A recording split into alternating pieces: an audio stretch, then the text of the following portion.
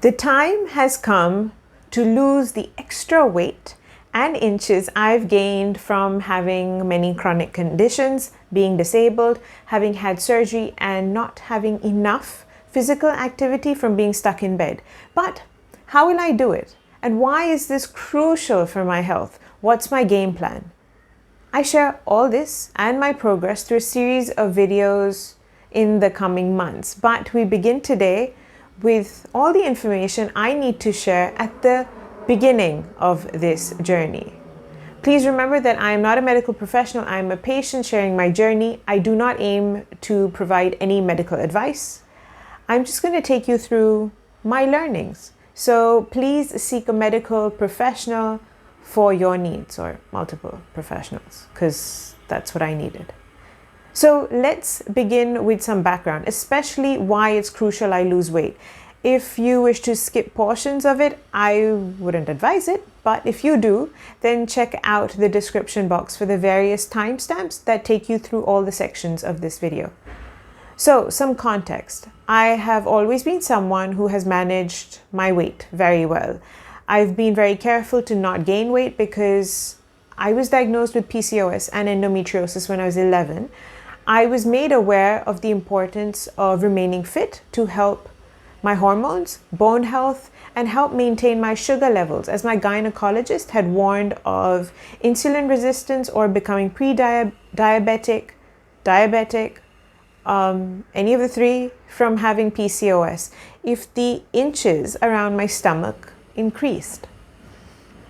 But in October 2015, I had a major health crash and my legs gave way. I was eventually diagnosed with Ehlers-Danlos syndrome and went from being invisibly disabled to being visibly disabled. I will be sharing how all that happened in the coming weeks. So now, to aid my mobility and balance, I use walking sticks because my mobility is quite poor. So as I record this video, it's November 2020 and it's been 5 years since that health crash. Also in September 2019, I went through major surgery for my endometriosis excision surgery. This was extremely painful and extensive, and since I have Ehlers-Danlos syndrome, I am also a slow healer. This means that my recovery from this surgery is taking longer. So yes, I am still recovering from it, but now I am in a space where I can actually think of exercising again. Well, actually, a slow build up to my exercising and strengthening should have begun earlier, but we're stuck in a pandemic and seeing my physiotherapist hasn't been possible yet. But now, I really do need to lose the weight and I need some goals. So, what are my weight loss goals? I think I need to share two quick things. The first, an important disclaimer. I have spoken to my doctor, physiotherapist, and dietitian before taking on this mission of losing weight. I have an understanding of my limitations and where I can and cannot push myself. So again, I guess that's the understanding of my limitations. The second, I think it's important to share where I stand today in terms of inches to help understand what my goals are and why they are my goals. So I'm not overweight to the regular person looking at me. I weigh 57 kilos and that's around 125.6 pounds. But I should be at around at least 53. Or maximum 53. So I have 4 kilos to lose. That's around 8.8 pounds. This may not seem like a lot, but when you're on medication, your mobility is poor, and a new flare-up is just round the corner, then this is quite a challenge because one mistake can easily set me back by many weeks, if not months. And then that again would mean that I will be stuck in bed gaining more weight and inches. Also, speaking of inches, I need to lose 4 inches, which is around 10 centimeters off my stomach for me to help my body not become insulin resistant, as I was mentioning earlier. There are other goals, but these two are the main ones. If I manage these two, then the others of strengthening my legs, back, abdomen, and arms should all happen by default. So how will I lose the weight? Now here's my game plan. First, some chronic illness rules for exercising, because people with chronic conditions need some separate rules here. I think at least I do. So number one, I will use hot water bags at the end of each exercise session to help reduce the possibility of sudden flare-ups. Number two, I promise myself that I will never try to fight through the pain and instead take breaks whenever needed.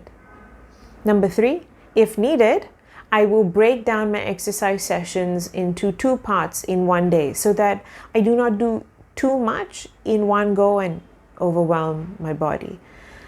Number four, I will aim to start exercising 4 days a week and eventually get it to 6 days a week. The amount of days could vary based on my health, and I will be good with understanding that.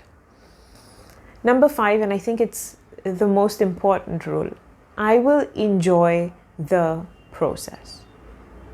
Now, my exercise plan. Something was in my hair. My own hair was in my eye. Okay. Now my exercise plan. Number one, walking. I plan to start by walking 10 minutes every day for a week before I increase it to 15 minutes. I will look to continue this gradual increase until I don't hit the goal of 30-minute walk in one go, and then I'll reassess. I will be taking the support of my walking sticks, the taping I do or bandaging of my legs, which help to maintain stability for me. Number two, pelvic floor muscle therapy and Pilates. So over the last few years, my physiotherapists have taught me pelvic floor muscle exercises and Pilates that I can do. So I will begin by doing 2 sets of 10 each for 2 weeks before I look to increase the sets and repetitions. I will also be following exercise videos and advice of Jeannie DeBon. Jeannie is a movement therapist and has hypermobile EDS herself.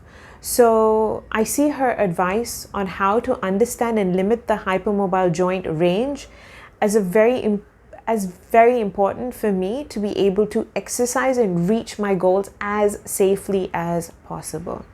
Number three, resistance bands. My physiotherapist has given me specific upper and lower body exercises that I can do with resistance bands. So again, I'll begin with 2 sets of 10 for 2 weeks before I increase the sets and repetitions. But for my legs, I won't necessarily begin with the resistance bands right at the beginning, but my upper body, yes, I will. Number four, yoga. I will continue the yoga pranayama techniques, which help to improve and maintain proper breathing and sleep patterns.